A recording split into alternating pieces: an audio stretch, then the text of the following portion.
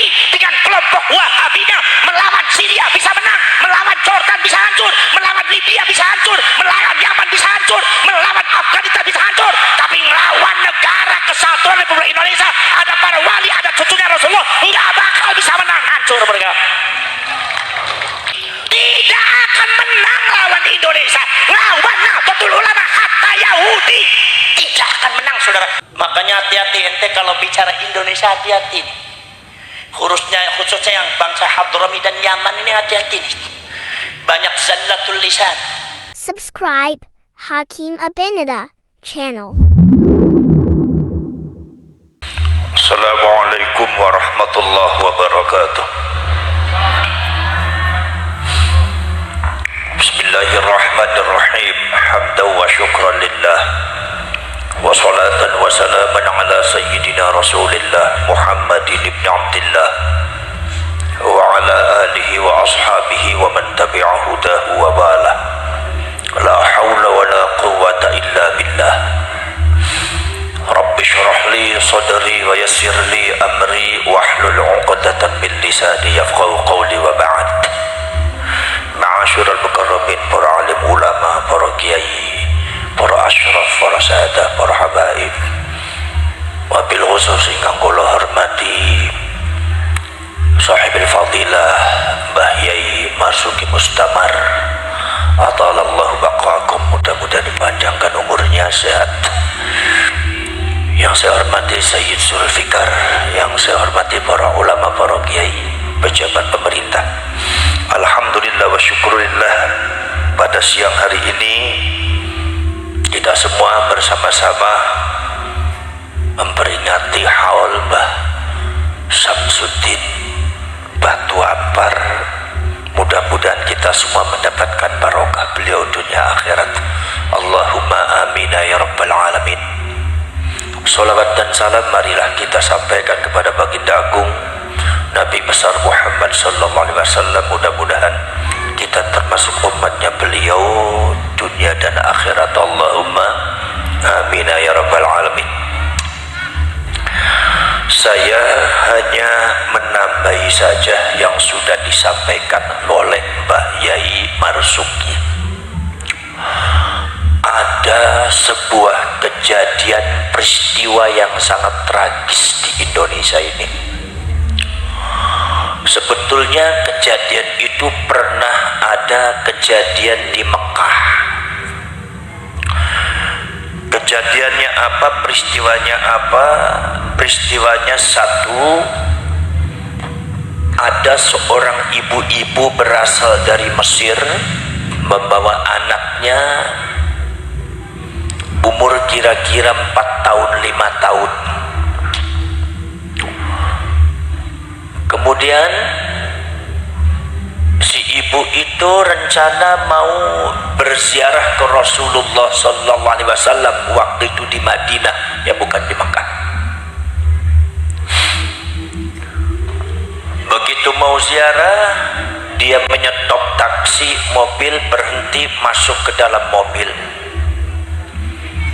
Begitu masuk ke dalam mobil, di sepanjang jalan si ibu selalu bersolawat kepada Rasulullah sallallahu alaihi wasallam. Bahkan si ibu itu berpesan kepada anaknya, ya bunayya shalli ala nabi ala nabiyina Muhammad. Kamu bersolawatlah nak kepada Nabi Muhammad, kita ini mau berziarah kepada beliau. Akhirnya si anak itu ikut bersolawat.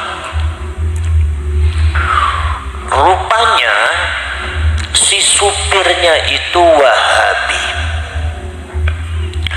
Akhirnya bertanya kepada si ibu, Bu, apa yang ibu perintahkan tadi kepada anak, Bu? Kata si ibu bilang, saya perintahkan supaya anak saya bersolawat kepada Rasulullah sallallahu alaihi wasallam. Kata si supir itu bertanya lagi, ibu memerintahkan anak solawat itu dalilnya apa? Ibu mau berziarah kepada Rasulullah ke Madinah, ke Masjid Nabawi, mau ke Rasulullah, sebelumnya kemudian baca solawat, itu dalilnya mana? Qurannya mana? anaknya mana? Kata si ibu bilang bahwasanya saya bersolawat kepada Rasul, kepada Nabi, itu karena saya mengungkapkan rasa cinta kepada beliau, dan menurut saya rasa cinta itu tidak membutuhkan dalil. Orang demen, orang cinta itu nggak butuh dalil. Kenapa? Karena dalil itu adalah pekerjaan logika dan akal, sedangkan yang namanya cinta itu adalah min af'alil qulub, adanya dalam hati. Akhirnya terjadi perbedaan, perdebatan. Tidak, Bu, ibu harus ada dalilnya. Kalau ibu nggak ada dalilnya, berarti ibu menentang Quran, menentang hadis. Kata si ibu bilang, apa urusannya dengan sampean? Urusannya sampean itu mengantarkan saya ke Madinah, mengantarkan saya ke Masjid Nabawi. Kenapa ngurusin saya? Urusan masalah baca sholawat atau tidak, masa saya sholawat kepada Rasulullah dianggap menentang Quran dan hadis? Ya enggak tuh, ibu kalau begitu. Kata si ibunya bilang, nak tetap baca sholawat, nak jangan turuti orang itu. Baca sholawat. Si supirnya malah marah. Kalau begitu ibu namanya kafir. Ibu kafir, ibu berarti memerintah anaknya untuk kafir, berarti anaknya ibu kalau melaksanakan kafir. Si anaknya ikut bersolawat. Kata supir bilang, dasar anak kafir. Dan kejadian tragis itu terjadi. Setelah itu kemudian tiba-tiba terjadi perdebatan, pertengkaran. Tiba-tiba mobilnya diberhentikan di pinggir jalan. Begitu di mobilnya diberhentikan di pinggir jalan, kemudian si sopir itu kemudian menyuruh ibu itu keluar dan mau berbuat yang tidak baik, mau memukul ibu. Akhirnya si ibu ditutup pintunya, pintu mobilnya, didobrak, dipukul pakai batu, kaca mobilnya sampai pecah, ibunya diseret, anaknya diseret, sambil berteriak Allahu Akbar, Allahu Akbar, kafir, kafir, kafir. Itu anaknya namanya Ibrahim. Itu anak umur 4 tahun disembelih di depan ibunya karena sudah dianggap kafir. Ini bahayanya Wahabi seperti ini, bahayanya doktrin sesat seperti ini. Saudara-saudara sekalian, ini terjadi di Mekah. Sekarang ada lagi saudara-saudara sekalian yang terjadi di Indramayu, tetangga saya, termasuk saudara-saudara itu masih ada hubungan saudara saya. Namanya Kyai Fariduddin. Itu terjadinya adalah tahun kemarin. Beliau termasuk pengurus Jam'iyah Ahli Tariqah Al-Mu'tabarah Nahdlatul Ulama Jakman, termasuk ketuanya. Beliau torekahnya adalah torekah Syadiliyah, Imam Abdul Hasan Asy-Syadili, ngambil torekah dari Aba Lutfi. Saudara-saudara sekalian, ada cerita yang sangat tragis. Ternyata itu sudah terjadi di Indonesia. Subhanallah, saudara-saudara sekalian, tiba-tiba ba'dal maghrib ada seorang yang datang ke rumahnya Kyai Farid. Ini makanya saya minta kepada orang-orang Pamekasan harus jaga itu kiai, dibentengi itu kiai, apalagi semacam Baye Mustamar ini harus dibentengi. Saudara-saudara kalian, begitu datang kebenaran, kebetulan saya tidak mengatakan semuanya, kebetulan yang datang itu jenggotnya panjang, celananya cingkrang. Langsung assalamualaikum, waalaikumsalam, belum dipersilakan udah masuk. Kebetulan di rumahnya Kyai Farid itu adanya ibu nyaiknya. Kyai Faridnya lagi wirid Thariqah Syadiliyah di masjid bersama jamaah. Akhirnya saudara-saudara sekalian, si orang itu bertanya, Bu, ya, mau ketemu dengan Pak Kyainya ada apa tidak? Kata ibunya, oh iya, Pak Kyainya lagi wirid Thariqah, ada di masjid. Itu saudara-saudara sekalian, ibunya yang lagi bawa anaknya umur 7 bulan. Itu si tamu itu ternyata rupanya Wahabi. Itu tidak banyak bicara apa-apa, langsung kemudian dia menyelinap keluar dari ruang tamu. Begitu kembali lagi langsung menebaskan goloknya. Ibunya ini dibacoki seperti hanya bacoki ayam.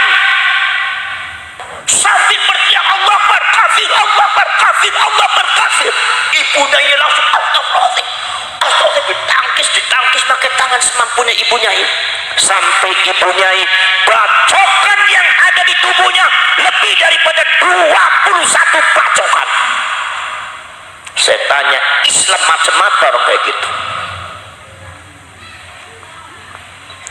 Kalau sampai ada orang Pamekasan ikut mazhab Islam semacam ini, saya yakin mal'unun indallah, bakal dilaknat karena membunuh sama umat Islam.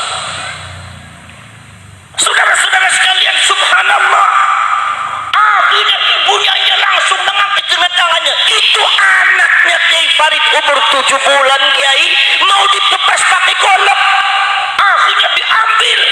Begitu ada ponakannya Kiai Farid datang menjerit karena lihat ibunya yang bersimbah darah, anaknya langsung dilemparkan, ditangkap kepada ponakannya Kiai Farid. Itu akhirnya tangannya ponakannya Kiai Farid ditebas, tangannya putus. Langsung lari karena jarak antara rumahnya Kiai dengan Sante cukup jauh. Di situ Allahu Akbar, Allahu Akbar, si ibunya dibacokin kayak bacokin ayam, kayak bacokin kambing. Kalau orang sudah didoktrin dengan doktrin Islam yang gaya-gaya iblis semacam ini, apapun akan dilakukan, kekufuran pun akan dilakukan.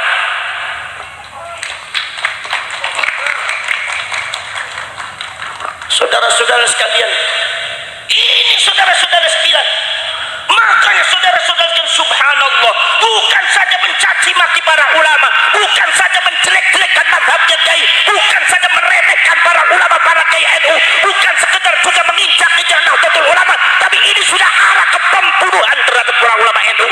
Mereka sebetulnya adalah gaya-gaya PKI, tapi menuntut orang-orang lain disebutnya PKI. PKI berteriak PKI.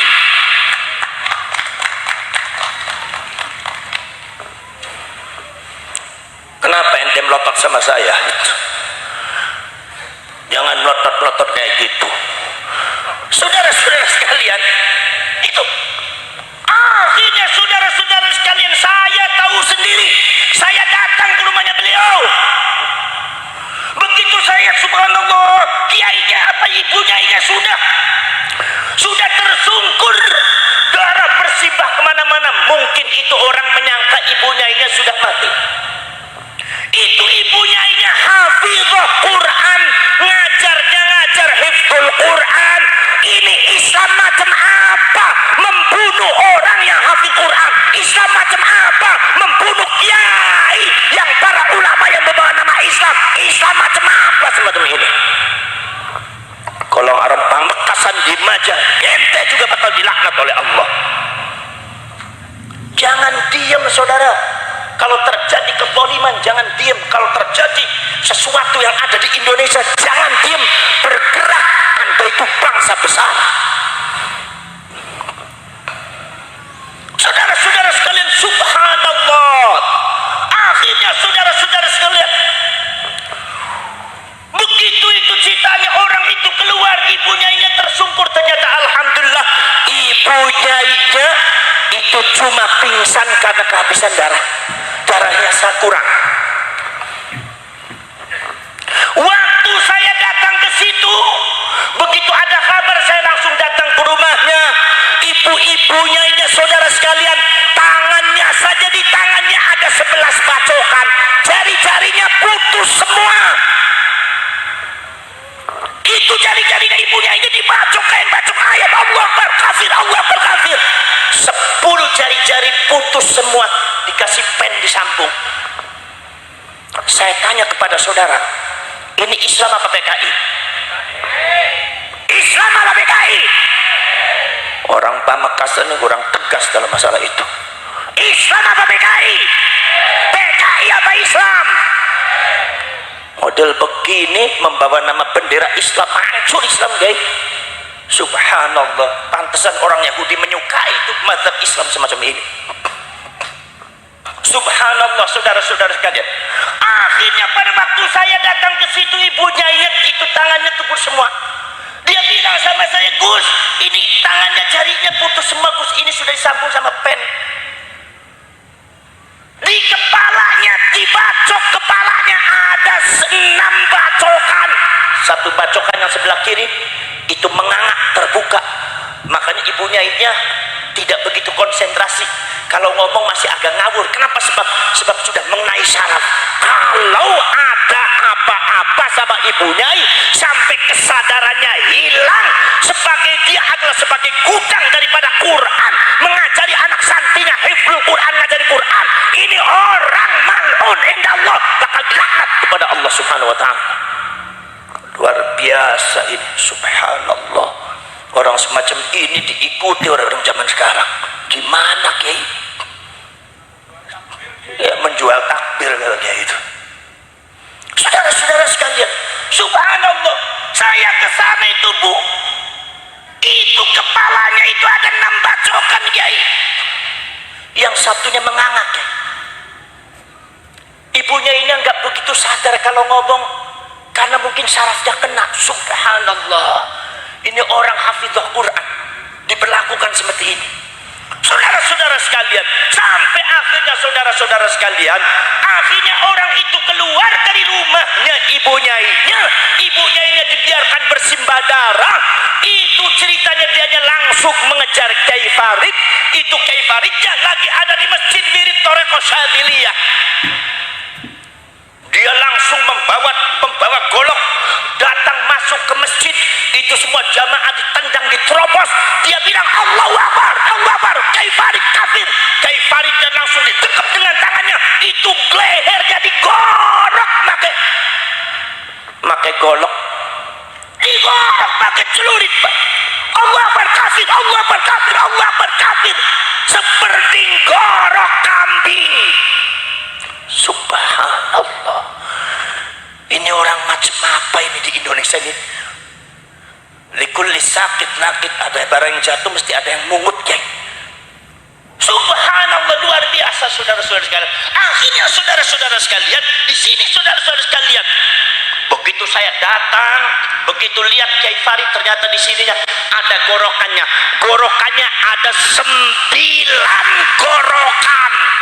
Untung Allah masih menyelamatkan beliau. Itu golok tajam Kiai Farid digorok 9 kali, enggak mempan. Ini saudara-saudara sekalian, makanya saudara-saudara di sini kebijakan, kearifan, akhlakul kalimah yang diwariskan oleh Rasulullah, yang diterima oleh masyarakat Indonesia Nusantara, ini dihabisi oleh orang-orang yang tidak bertanggung jawab, dihabisi oleh orang-orang yang zalim. Maka saya katakan, siapapun yang melawan NU zalim, siapapun yang niat menghancurkan NU zalim. Dan saya yakin menghadapi NU tidak akan menang.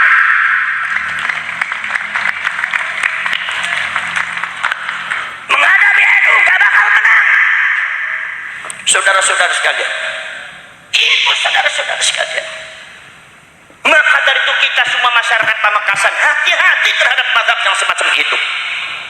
Di antaranya saudara-saudara sekalian, pada waktu zaman dulu terjadi pembantaian ulama, termasuk yang ada di Irak, termasuk yang ada di Taif, yang seperti Mbah Yai itu tadi disebutkan.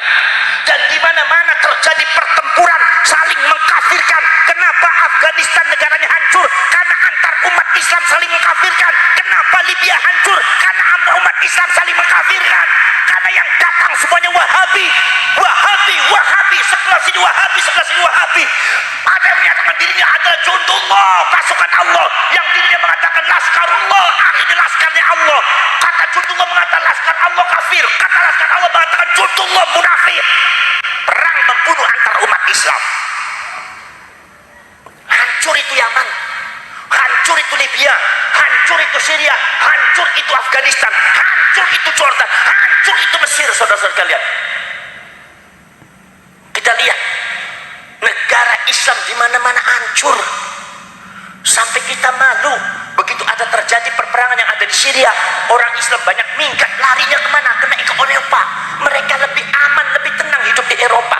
Katanya Islam ini adalah agama yang bisa mengamankan, tapi nyatanya belum bisa menjamin umat Islam. Kenapa? Karena umat Islam yang tidak bisa mengejawantahkan agama yang sebenarnya. Karena umat Islam yang tidak bisa menerjemahkan bagaimana doktrin ajaran Islam Islam sebenarnya. Disinilah Nahdlatul Ulama muncul adalah sebagai alternatif dunia internasional bahwa inilah Islam yang sebenarnya. Kalau seumpama Said Qutb memiliki kitab hadza huwa din, ini adalah agama Islam, maka Nahdlatul Ulama mengatakan ini adalah Ahlus Sunnah wal Jamaah. Saudara-saudara sekalian, Anda sekalian ikut NU tidak usah khawatir tidak menang, pasti menang. Karena yang memenangkan NU bukan kiai, bukan ulama, bukan pemerintah. Yang memenangkan NU adalah Allah Subhanahu wa taala. Saudara-saudara sekalian, ada karomah yang tadi dituturkan oleh Mbah Yai Marzuki. Al-ulama warasatul anbiya, ulama itu pewarisnya para nabi. Ulama itu pewarisnya para nabi.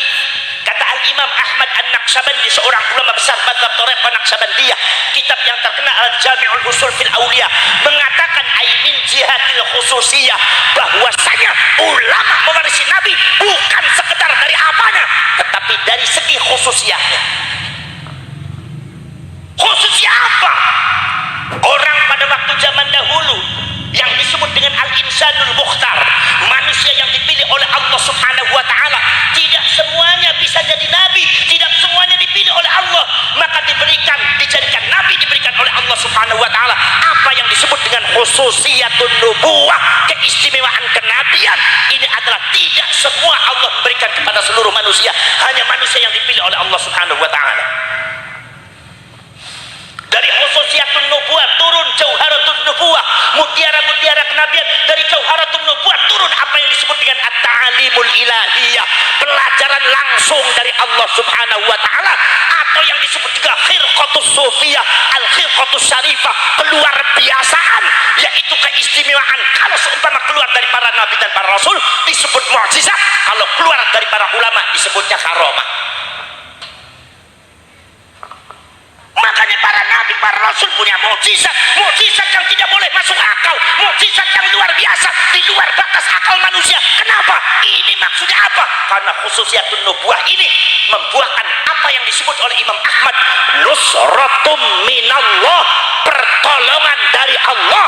Orang berjuang untuk Allah Subhanahu wa taala. Para nabi rasul diutus oleh Allah, dipilih oleh Allah, itu membuahkan pertolongan dari Allah. Dimanapun, kapanpun, rasul pasti menang, nggak boleh kalah rasul.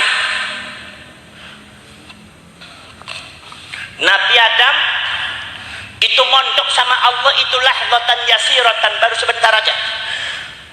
Tapi Bapak Jenderal Profesor Dr. Iblis itu mondok kepada Allah ratusan juta tahun.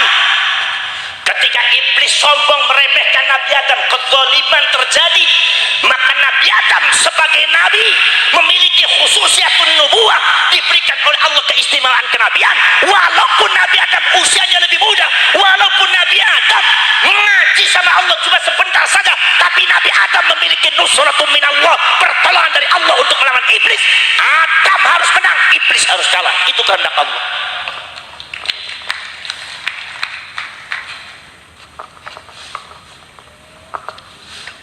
Wa idh qulna lil malaikati isjudu li Adam usjudu li Adam fasajadu illa iblis aba wastakbara wa kana minal kafirin wa kana minal kafirin. Allah yang menghajar iblis, Allah yang membungkam iblis. Wa 'allama Adam al-asma'a kullaha. Al-Imam Jalaluddin Abdurrahman As-Suyuti mengatakan aylahdatan yasiratan, Nabi Adam mondoknya cuma sebentar, tapi 'allama Adam al-asma'a kullaha, dapatnya semua ilmu dapat. Tapi iblis mondok ratusan juta tahun, tidak semua ilmu datang. Summa 'aradahum 'alal malaikat, ditonton di depan para malaikat. Nabi Adam dengan iblis diadu keilmuan, iblisnya kalah. Kenapa? Karena iblis harus kalah. Kenapa? Karena Nabi Adam harus menang. Karena Nabi Adam memegang khususiyatun nubuwah. Ini supaya Anda ngerti, NU kapan saja, di mana saja pasti menang. Dulu ente kira HTI hebat, HTI lawan NU keok. Dulu ente mengatakan FPI hebat, FPI ngadep NU hancur. Dulu siapa lagi yang mau melawan NU? Hancur. Sebab hakikatnya yang menghancurkan adalah Allah Subhanahu wa Ta'ala. Itu kehebatan ulama NU. Betul lah betul. Betul lah betul. Betul lah betul. Jadi orang penakut amat Pak Makassar. Mumpung ada orang Cirebon nih. Nih, Kiai Marzuki Mustamar juga termasuk keturunan Banten, masih saudara sama saya baru tahu tuh. Saya bilang pantesan diceplak-ceplok nih gayanya gaya Banten, gaya Cirebon ini. Ini jangan ajar macam-macam dibacok nggak mempan ini. Sebab senyum terus, Kiai senyum terus, jadi kalau orang mau bacok nggak jadi nggak mempan gitu. Saudara-saudara sekalian, wa idh qulna lil malaikati isjudu li Adam usjudu li Adam fasajadu illa iblis aba wastakbara wa kana minal kafirin wa kana minal kafirin.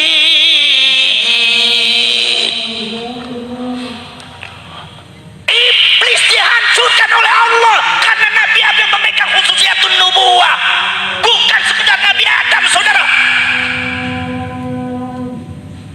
Saya kalau ceramah banyak saudara-saudaranya, nanti ada yang bilang Musa pas di belakang Habib Rizik, curiga terus ente mah urusannya. Saudara-saudara sekalian, maka kalian lihat perjalanan fantasiru fil ard, baca itu sejarah para nabi, para rasul tidak pernah kalah, mesti menang. Nabi Ibrahim melawan Numrud, Nabi Ibrahim gak punya apa-apa, Numrud raja besar, punya kekuatan besar, senjatanya lengkap, kalah Numrud. Nabi Musa, Nabi Isa melawan Banu Israel, kalah Banu Israel. Ketika Allah mengizinkan saudara-saudara Tolut, kemudian saudara-saudara melawan Bakti Nasr, kekuatan super power besar pada waktu itu, kalah Bakti Nasr. Nabi Musa dengan Nabi Harun diperintah oleh Allah Subhanahu wa Ta'ala, ya Musa, idhab ila fir'auna innahu tagha faqul hal laka ila an tazakka wa ahdika ila rabbika fatakhsha. Nabi Musa enggak punya uang, tidak punya kekuatan orang, enggak ada bala tentaranya, tidak punya uang, orangnya miskin, orangnya kere, suruh melawan Fir'aun maha kaya raya, kekuatannya sangat besar, tapi bukti realita kalah Fir'aun. Sebab sama yang mengalahkan, sesungguhnya mengalahkan Fir'aun adalah Allah Subhanahu wa Ta'ala, karena Nabi Musa memegang khususiyatun nubuwah.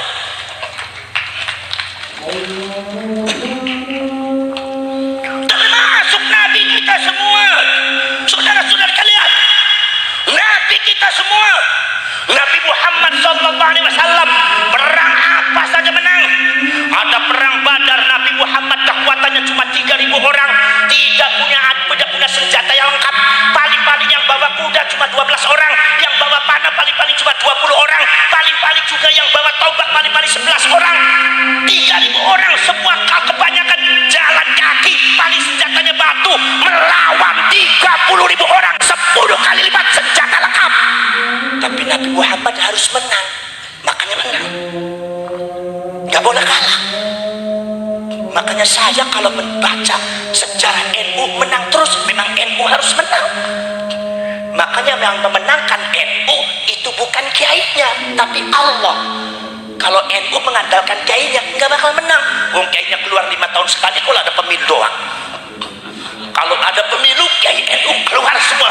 Begitu pemilu udah selesai, udah masuk ke kamar semua. Mana mau menang itu NU? Kalau mengandalkan kiainya, maka yang memenangkan NU adalah Allah Subhanahu. Allah Subhanahu. Allah yang memenangkan NU. Betul betul. Nabi Muhammad dihajar dengan perang Ahzab, perang yang sangat luar biasa, dikeroyok Nabi Muhammad. Nabi Muhammad menang. Perang Hunain menang. Perang Khaybar, Nabi Muhammad berjalan dari Madinah sampai tanah Khaybar, saudara-saudara sekalian, itu lebih daripada 4 bulan. Pasukannya banyak yang terkapar di tengah jalan, sudah tenaganya sisa, senjatanya nggak lengkap. Yang dilawan orang Yahudi termasuk pasukan Roma, senjatanya lengkap. Ya Nabi Muhammad harus menang, nggak boleh kalah. Lah sampai harus tahu ini nusratu minallah. Makanya ada sebuah perjanjian pada waktu zamanul arwah, wa in akhadallahu mitsaqan nabiyyina lama ataitukum min kitabi wa hikmah thumma ja'akum rasulun musaddiqun lima ma'akum la tu'minunna bihi wa la tansurunna. Ini janji Allah Subhanahu wa taala yang diberikan kepada para nabi para rasul. Sumpahnya para nabi para rasul di depan Allah Subhanahu wa taala pada waktu nabi rasul masih zamanul arwah. Nomor pertama harus beriman kepada Rasulullah, nomor 2 harus menolong Rasulullah, karena nusratu minallah adalah sesuatu yang lazim didapatkan oleh para nabi dan para rasul, khususnya kanjeng Nabi. Ini adalah karena sifat daripada khususiyatun nubuwah, keistimewaan kenabian. Harus menang, nggak boleh kalah. Saudara-saudara sekalian, kemudian saudara-saudara sekalian, Nabi Muhammad perang Hunain. Pada waktu perang Hunain ini Allah menunjukkan kepada Nabi Muhammad bahwa yang memenangkan adalah Allah, bukan umatnya. Nabi Muhammad pada waktu itu Rasulullah punya pasukan banyak, 100.000 pasukan, sementara lawannya cuma 10.000, jadi lebih sedikit. Makanya umatnya Nabi Muhammad agak berbangga-bangga, udah gampang itu mah, kita lebih banyak lebih banyak daripada musuh, gampang dikalahkan. Subhanallah, dilalahnya begitu perang terjadi di Hunain, itu pasukan Rasulullah 100.000 kocar kacir, Pak. Akhirnya kemudian saudara-saudari kalian, begitu kocar kacir, Rasulullah menghentikan dulu, menyusun strategi dulu, minta kepada Allah untuk dimenangkan. Barulah setelah itu kemudian dimenangkan oleh Rasulullah. Maka Allah Subhanahu wa taala berfirman kepada Rasulullah dan umatnya, walaqad nasarakumullahu fi mawatin katsiratin wa yauma hunain in a'jabatkum kathratukum falam tughni 'ankum syai'a wa daqat 'alaikum al-ardu bima rahabat thumma wallaytum mudbirin. Saudara-saudara sekalian, ini saudara-saudara sekalian, saya ini Muhammad, yang membuat kamu menang itu saya Muhammad, aku bukan umatmu. Perang Hunain adalah buktinya. Umat kamu mayoritas mana, ternyata kusal kasir tidak bisa mencukupkan kamu untuk menghadapi mereka. Kamu mundur, kamu merasa sesak, kamu dipukul mundur. Kalau aku tidak memenangkan kamu, maka kamu akan kalah. Tapi Muhammad, kamu harus menang, karena kamu adalah nabiku dan rasulku, pemegang khususiyatun nubuwah, pemegang wazifatur risalah, maka kamu harus menang. Maka pewarisnya pun NU kudu menang. Jadi kita ikut NU jangan khawatir kalah, mesti menang. Makanya zaman sekarang ada orang caleg-caleg pengennya ngatasnamakan NU, saking apa? Pengen menang, ngalap barokah kemenangan. Cuma saya sering bilang, siapa saja di Pemakasan, di Madura, ada orang caleg atau bupati kemudian mengatasnamakan NU, saya doakan mudah-mudahan nggak menang. Kenapa? Kecuali kalau orang itu bukan mengatasnamakan NU, tapi kalau orang itu berniat memperjuangkan NU, baru saya doakan mudah-mudahan menang. Betul. Saudara-saudara kalian, subhanallah, saudara-saudara kalian, ini menang, saudara-saudara kalian. Makanya jangan berani kepada Nahdlatul Ulama. Apalagi tadi yang sudah dijelaskan oleh Mbah Yai Marzuki Mustamab, bahwasanya Nahdlatul Ulama mewarisi NU bukan sekedar ilmunya, bukan sekedar akhlaknya, tapi akhlakon wa khuluqon wa kholqon, lengkap wa nasaban. Saya dari dulu sebetulnya kalau di Buntet pesantren itu tidak pernah dipanggil Sayyid dengan Syarif, tapi memang mbah saya Syarif. Cuma kadang-kadang ada yang suka manggil saya Habib, mungkin karena hidung saya panjang. Yang Pamekasan itu penyakit hidung panjang itu rupa-rupa ya itu. Semua orang hidung panjang panggilnya Habib aja ya. Namanya Habib dengan Syarif dengan Sayyid beda apa? Ya beda panggilan. Kalau Habib dari Yaman, kalau saya Syarif dari Hijaz. Kiai Marzuki Mustamar juga termasuk Syarif dari Sultan Hasanuddin.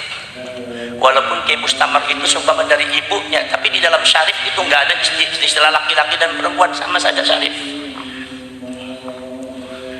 Mbak saya disebutnya syarif, nggak ada yang disebut habib. Termasuk terakhirnya adalah Syarif Hidayatullah, nggak ada orang Habib Hidayatullah.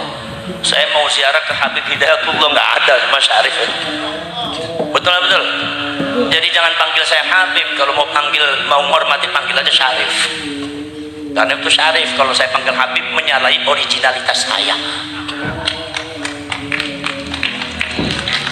Oh berarti sampean nggak senang sama Habib? Jasmut. Kata siapa? Saya tidak pernah diajari benci kepada siapapun. Saya hanya bicara diri saya dan bicara diri Habib. Habib itu orang Yaman, kalau saya orang Hijaz. Sampean orang Madura, kalau sampean orang Banten. Bukan berarti benci kepada salah satunya, lagi bicara aslinya. Ente jangan marah. Jangan tersinggungin apa ente? Wong itu mbahnya ente kok. Betul.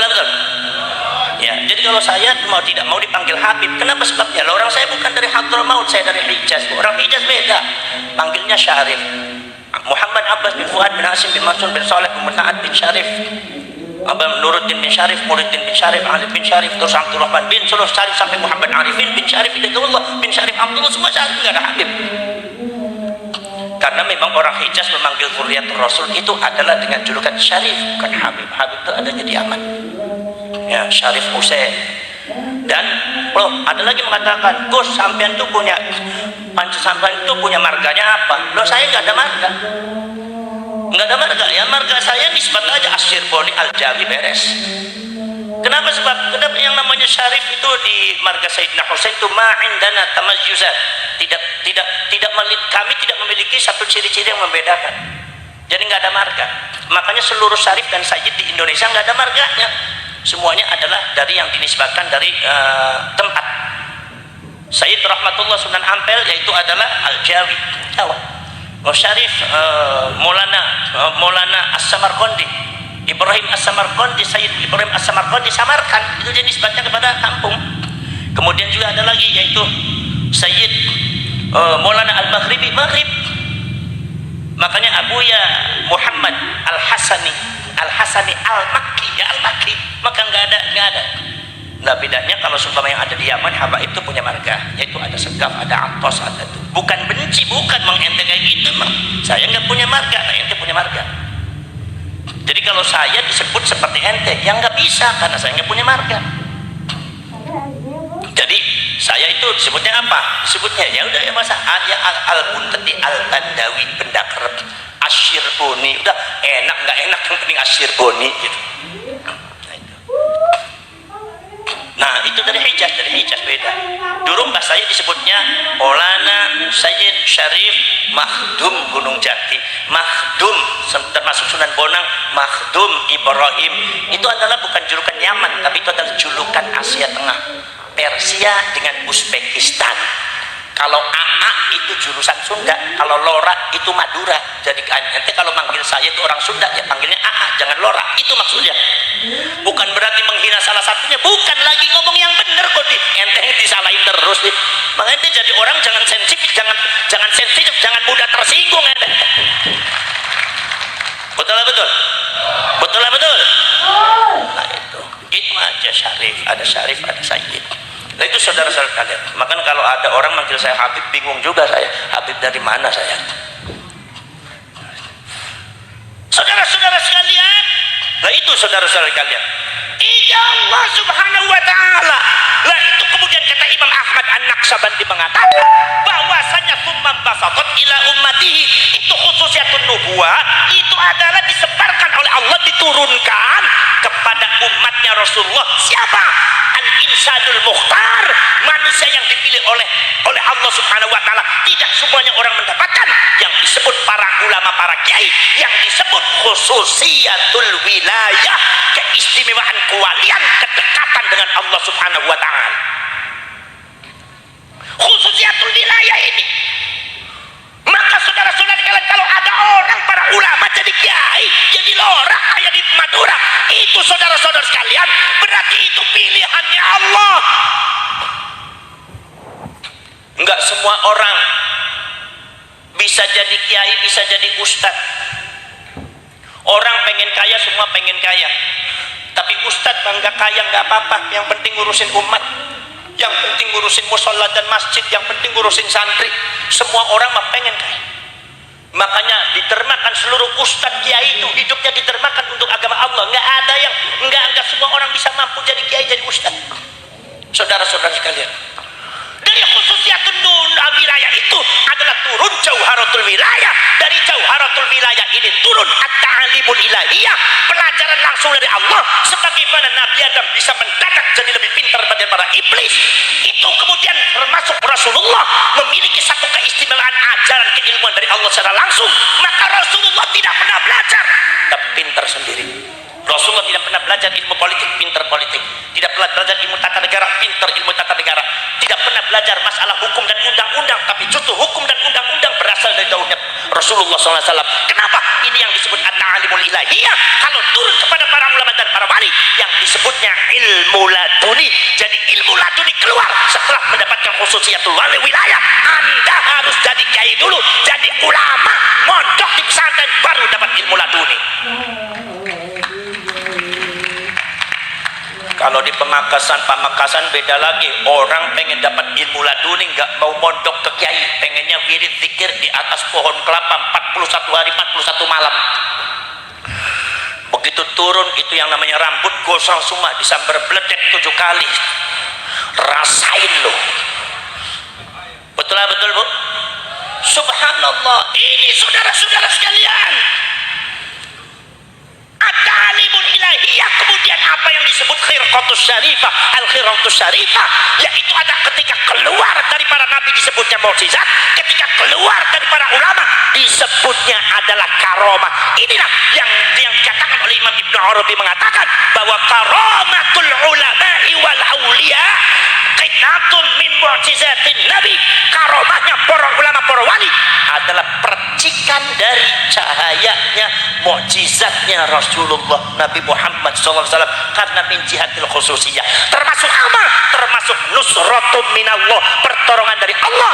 Maka para ulama, nahdlatul ulama, mewarisi dari segi sanadnya, mewarisi dari segi akhlaknya, dari segi manhaj dan ideologinya, mewarisi dari segi cara-caranya, manajemen dan leadership dakwah Islamiyahnya, mewarisi daripada nasabnya, mewarisi dari segala-galanya. Maka nahdlatul ulama tidak mudah ditumpangkan, dan sepanjang perjalanan nahdlatul ulama selalu dimenangkan oleh Allah Subhanahu wa taala. Itu yang ente harus tahu. Makanya para syarif, para sayyid yang tidak ikut NU nggak bakal jadi orang menang. Habib-habib yang nggak ikut NU pasti bakal kalah. Lihat aja sejarahnya. Betul lah betul. Betul lah betul. Nahdlatul ulama, lihat. Pada waktu Mbah Wahab Abdullah masuk apa?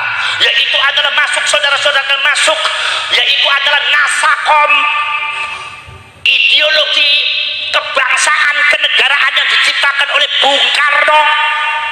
Itu maka Islam masumi semua protes, semua menjelek-jelekkan Mbah Wahab, sampai ada kata perkataan yang keji, itu batok kepalanya Mbah Wahab kalau dibuka isinya palu dan arit. Subhanallah. Kata Mbah Wahab, jangan dengarkan dia, karena Indonesia harus dilindungi. Kenapa? Karena Mbah Wahab dan NU masuk ke Nasakom itu, saudara-saudara sekalian, bukan dalam rangka menuruti ideologi komunis, tetapi dalam rangka melindungi Bung Karno dari pengaruh politik komunis. Karena Bung Karno itu sudah dinyatakan oleh Nahdlatul Ulama menjadi waliul amri tururi bisyauka, pemimpin yang sah Indonesia. Jadi Bung Karno itu sejak tahun 1940 sudah disahkan sebagai pemimpin yang sah. Kalau Indonesia Bung Karno itu dikatakan pemimpin yang sah, berarti artinya Belanda tidak sah. Jadi kalau ada orang yang mengatakan Belanda itu pemerintah yang sah sementara Bung Karno tidak sah, ini adalah bentuk pengkhianatan terhadap kedaulatan rakyat. Ini orang pengkhianat, ente pengkhianat. Kalau ada mengatakan pemerintah Indonesia tidak sah sejak zaman dulu, yang sah adalah pemerintah Belanda, itu pengkhianat atau bukan? Pengkhianat atau bukan? Katanya Bung Karno dikelilingi oleh orang-orang yang tidak bisa baca, tidak baca tulis. Mbah Hasyim As'ari apa nggak bisa baca nggak bisa tulis? Mbah Wahab Abdul Hasbullah termasuk Mbah Yai Ahmad Dahlan mendirikan Muhammadiyah yang organisasi Islam yang sangat keren dan modern, dianggap tidak bisa baca tidak bisa tulis. Ki Hajar Dewantara dan lain-lainnya adalah orang pintar, orang ulama. Ini katanya dianggap bodoh. Ini adalah mental penjilat daripada Belanda yang diwariskan kepada anda. Ini macam begini harus dihabis oleh kita ini.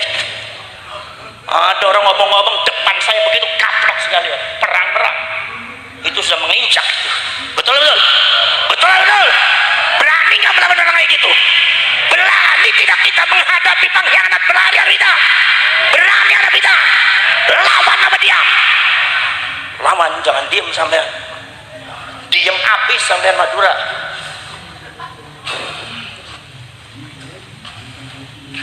Makanya saya tuh kadang-kadang agak mangkel juga. Ada oknum Habib, bukan Habib semuanya. Jadi ente Habib yang nggak bicara jangan tersinggung. Oknum, kalau saya bilang oknum kiai, ya berarti kiai yang benar nggak usah tersinggung. Ente kalau Habib benar nggak usah tersinggung. Saya lagi ngomong orang nggak benar. Betul betul. Ada oknum mengatakan, oknum Habib yang mengatakan Pasundan adalah milik Habib. Ada yang mengatakan Madura adalah ciptakan untuk mencintai Habib. Ini dari mana? Nanti kalau saya bicara itu nggak benar, disangka oh saya nggak benci sama Habib. Dasmu, mana yang nggak benar? Betul betul. Jangan lakukan itu. Sebelum ente datang itu para ulama, para wali sudah ada di sini. Ada yang mengatakan kalau seumpama tanpa Habib Indonesia masih menjebak pohon. Ini kadzab, pembohong besar ini. Apa sebabnya? Para habaib datang abad ke-19 sementara Indonesia sudah Islam ratusan tahun. Jadi nggak benar silap itu. Ini nggak benar. Ente Habib yang benar jangan tersinggung ente. Kalau ente tersinggung berarti ente begitu juga. Betul betul. Gampang aja hidup tuh, simpel-simpel aja, gak usah dibuat repot. Kayak Gus Dur aja gitu aja kok repot. Saudara-saudara kan itu. Makanya Nahdlatul Ulama, Nasakom akhirnya ternyata betul. Apa? Masumi memfitnah Nahdlatul Ulama. NU membela PKI. Maka Allah kemudian memanjangkan satu perjalanan sejarah Nahdlatul Ulama tahun 1965. Ternyata sudah dibuktikan, ditunjukkan oleh Allah yang membubarkan PKI bukan Muhammadiyah, bukan Al-Insad, bukan Masawi, tapi Nahdlatul Ulama itu yang membubarkan Muhammadiyah, yang membubarkan PKI. Yang membubarkan PKI justru NU. Itulah kehebatan Allah dalam memenangkan pasukannya. Saya baca ternyata pasukan Kanjeng Nabi yang ada di dunia yang tersisa adalah Nahdlatul Ulama dan Banser. Jadi ente kalau jadi Banser yang gagah. Tiban belum sarapan udah lemes saja di Banser Pamekasan. Udah matanya melotot aja nih kusabas kapan selesainya ndasmu. Ya saya belum makan, Gus, saya juga sama belum dikasih sarapan sama panitia. Ya ente jangan melotot sendiri. Rok suka gitu. Oh. Terus apa terus? Terus apa terus? Mau ngajak berantem apa ini? Saudara-saudara sekalian itu, maka saudara-saudara sekalian, subhanallah, yang kita lawan bukan orangnya, yang kita lawan bukan Habibnya, ketidakbenarannya, kebatilannya itu harus dilawan. Kalau orang sebagai semacam Habib Umar bin Hafid, seorang waliullah, yang lawan apa? Kitanya juga udah kalah. Belum ngelawan juga kalah, udah jadi wali. Kita selawat, makanya Simtu Durar Al-Imam Ali bin Muhammad bin Husain Al-Habsyi ngalap barokah karena beliau orang waliullah. Habib Husain Al-Habsyi, Habib Soleh Tanggul, semua adalah ulama-ulama besar.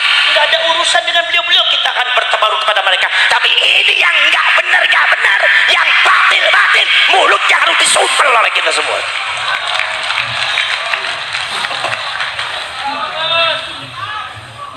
Sallallahu alaihi Muhammad, sallallahu alaihi Muhammad, sallallahu alaihi Muhammad.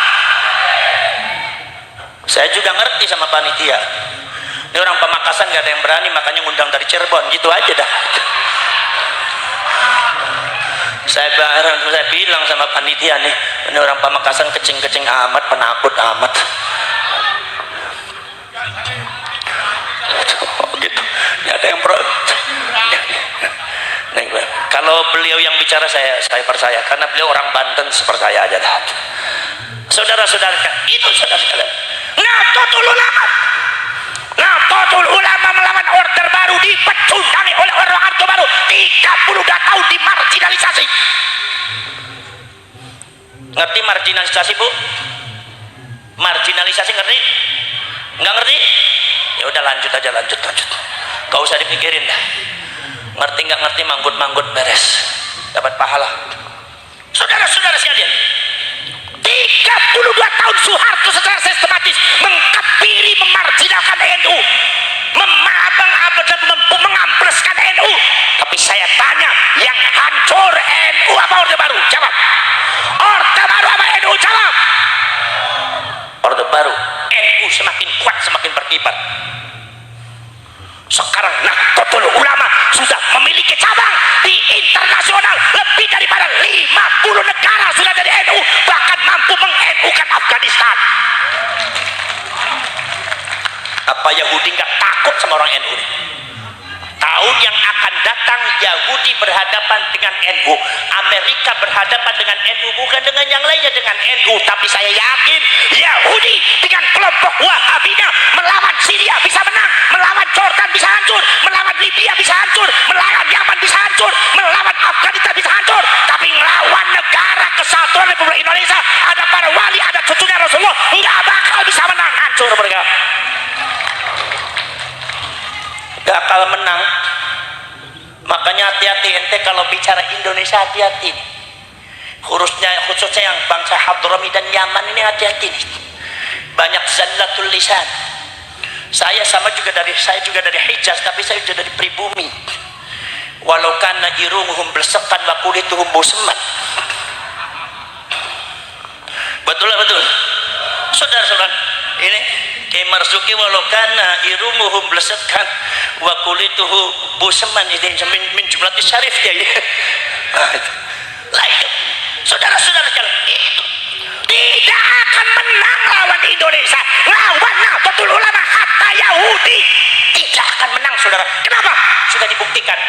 Begitu sudah antek daripada Yahudi datang di Indonesia dengan membid'ah apa yang sudah dilaksanakan oleh para ulama, para wali yang ada di tanah Jawa, yang di Indonesia, di Nusantara, yang disebut dengan adalah pasukan Wahabi, membentuk satu pasukan yang disebut adalah Hizbut Tahrir. Walaupun ada Indonesianya, Hizbut Tahrir Indonesia dibungkus dengan jihad, dibungkus dengan takbir, dibungkus dengan dakwah wal irsyad, dibungkus dengan segala-galanya, dibungkus dengan amar ma'ruf nahi munkar, dihiasi dengan yang lain-lainnya, dibungkus dengan ibadah dan sunah-sunah. Tapi Allah tahu itu batil, melawan NU hancur hati.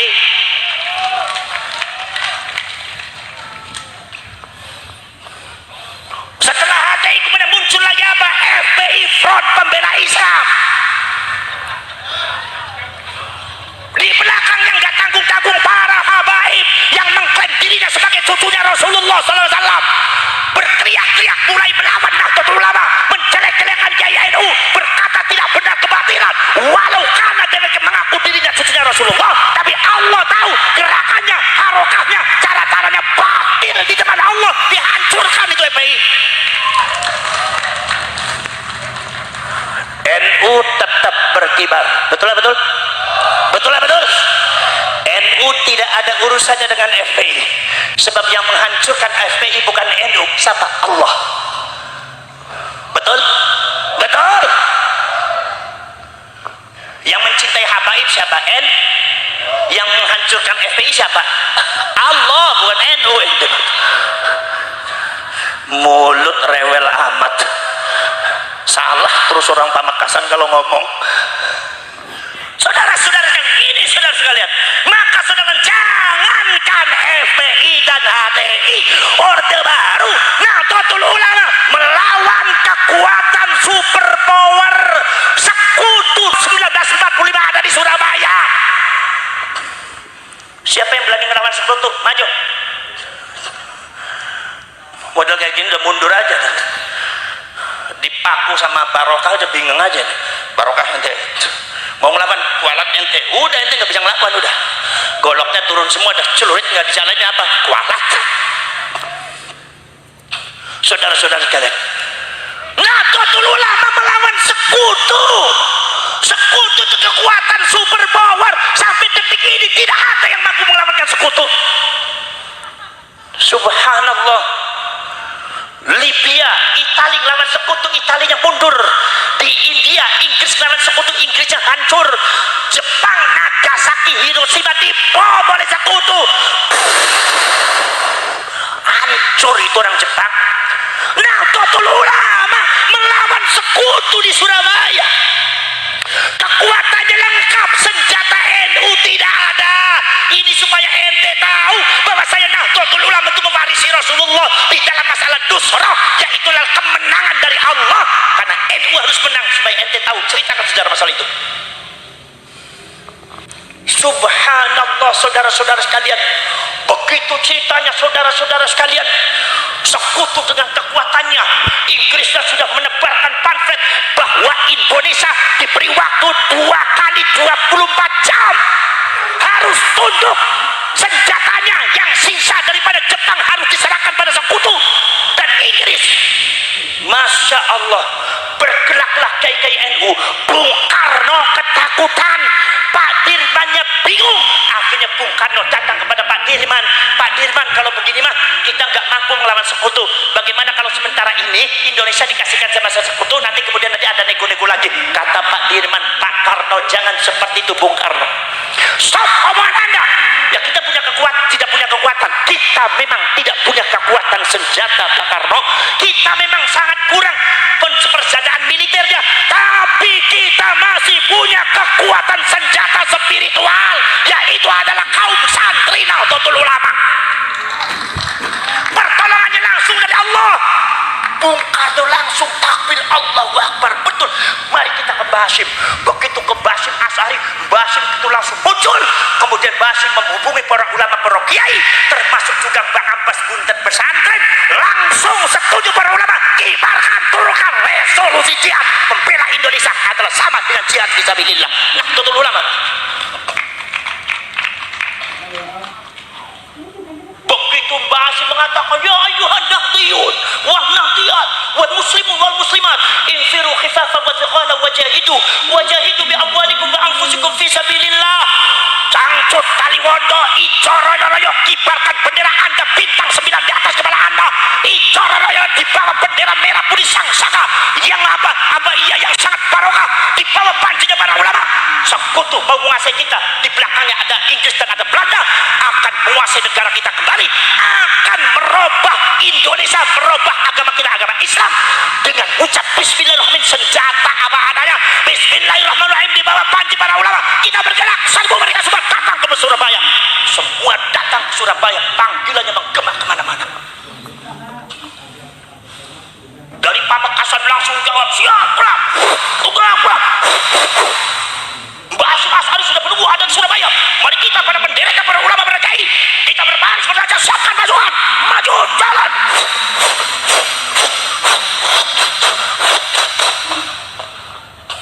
Bangunin yang ngantuk maksudnya.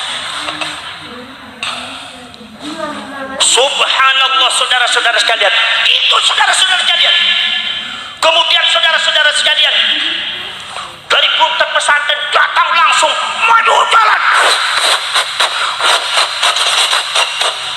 Padahal kiai memberikan senjata kepada bapak-bapak dan mbah-mbah kita apa? Senjatanya apa? Nggak ada. Senjatanya cuma sholawat. Makanya orang Wahabi, orang Inggris, orang Belanda, orang Yahudi paling tidak suka kalau ente sholawatan, karena itu adalah kekuatan yang sangat luar biasa dalam melawan musuh Islam. Makanya sholawat sama orang Wahabi di bid'ah, makanya ada orang di Pamekasan mengatakan sholawat bid'ah, itu artinya dia adalah anteknya orang Yahudi untuk mengambil kekuatan orang Islam. Gaplok sama kita sekalian, jangan berani kita. Betul. Mbak Abbas langsung datang pakai jaran putihnya, itu semua orang dikasih dah sholawat.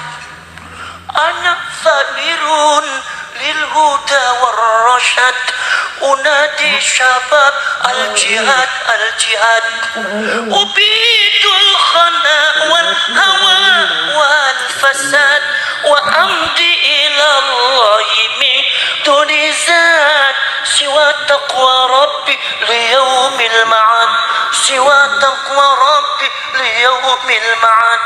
Aku pejuang agama dan bangsa, aku pejuang bentengnya ulama, aku pejuang Nahdlatul Ulama, ku panggil pemuda-pemudi bersama, tegakkan keadilan kebenaran, mohonlah selalu ampunan Tuhan, mohonlah selalu ampunan Tuhan, mohonlah selalu ampunan Tuhan. Orang melepas kiai, kiainya ada yang pakai pedati, ada yang pakai kuda, ada yang pakai kereta, gerbong kereta. Orang yang ditinggalkannya nangis di kampung-kampung. Kiai, hati-hati kiai, nanti yang kiai kira-kira bisa kembali lagi ke sini ngajarin kita orang kiai. Iya, doain saja. Ini surau masjid dan pesantren dijaga ya Pak ya, titip sama sampai. Iya kiai. Begitu kiai yang pergi, dia langsung menucurkan air mata. Itu sisanya. Air matanya ini dilihat oleh Allah Subhanahu wa taala, ini harus dimenangkan di NU ini. Rawe rantas jihad ning NU, malang putung ngintil ning NU. NU ning ati amanate kiai, titipan wali ajarane Nabi. Ayo mlebu kabeh aja nganti lali, ayo derek kabeh aja nganti keri. Begitu kiainya pergi, subhanallah, ada nangis. Selamat datang, selamat pergi, kami ucapkan kepada kiai yang membimbing kami siang dan malam, petang dan pagi. Kepada kiai kami haturkan, jiwa dan raga kami pasrahkan, demi penuhi sebuah panggilan jihad yang mulia dan perjuangan. Itu hebatnya orang Madura, begitu takdimnya kepada kiai. Marilah kita sambut semua panggilan NO yang telah tiba. Zaman dulu mah NO, Nahdlatul Ulama, sekarang NU sama aja. Betul. Nahdlatul Ulama ceritanya melawan sekutu, sekarang dicatat dengan tinta emas. Profesor Dr. Snuk Hogronya bingung, Profesor Dr. Van der Gubek bingung, apa maning itu Jenderal Malabinya tumbang di tanah Surabaya, bingung. Bisanya Nahdlatul Ulama yang tidak memiliki kekuatan apa-apa, yang tidak memiliki senjata apa-apa, tapi di bawah naungan Tuhan yang Maha Kuasa, ternyata sekutunya mudah ditumbangkan. Itu yang disebut dengan khususiatul nubuwah yang turun kepada para ulama NU, disebut khususiatul wilayah yang membuahkan nusratum minallah. Makanya Rasulullah di dalam belakang belikatnya ada cap khatamun nubuwah, tulisannya apa? Tawajjah haitsu syi'ta fa innaka mansur. Kamu mau ada di mana-mana, mau ada di mana saja Muhammad, mau gimana saja Muhammad, sesungguhnya kamu pasti akan aku menangkan. Nah, Nahdlatul Ulama waris para nabi, maka Nahdlatul Ulama harus menang, dan sampai kapanpun insyaallah Nahdlatul Ulama pasti akan menang. Yang menangkan adalah Allah Subhanahu wa taala. Hadza wa ufawwidu amri ilallah wallahu basirun bil ibad wallahu al-muwaffiq ila aqwamit thariq. Wassalamu alaikum warahmatullahi wabarakatuh. Salam.